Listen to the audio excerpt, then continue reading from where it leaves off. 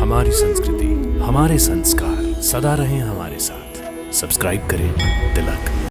हमारे कार्यक्रम से जुड़े सभी भक्तों को तिलक परिवार की ओर से हार्दिक अभिनंदन।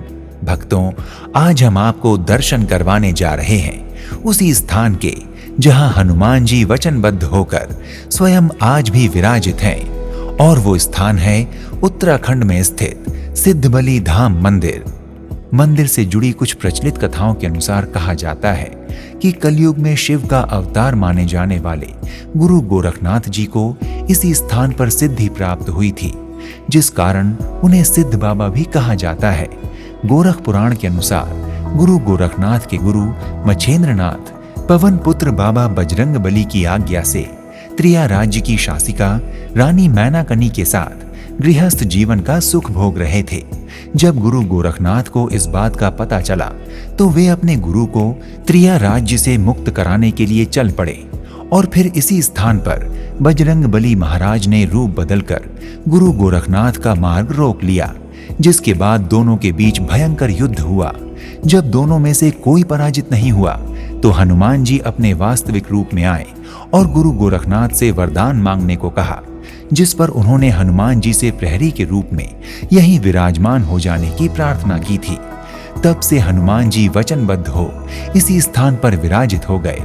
सिद्ध बाबा द्वारा विराजित की गई बजरंग बली की विशाल पाषाणी प्रतिमा के कारण इस स्थान का नाम सिद्धबली पड़ गया। आज भी ऐसा माना जाता है कि हनुमान जी प्रहरी के रूप में भक्तों की सहायता को साक्षात रूप से यहाँ विराजमान हैं।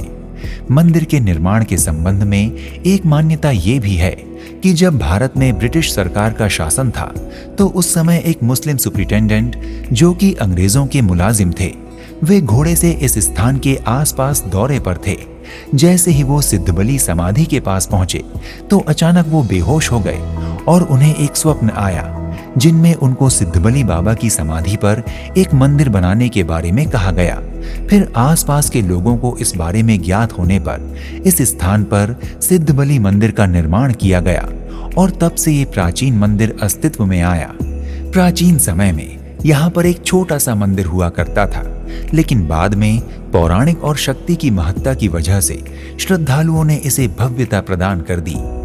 भक्तों, यदि आप कोटद्वार उत्तराखंड में स्थित सिद्धबली धाम मंदिर की यात्रा करने की योजना बना रहे हैं तो शीघ्र ही अपनी यात्रा का शुभारंभ करें और हनुमान जी महाराज की कृपा का आनंद लेकर अपनी समस्त मनोकामनाओं को पूर्ण करें।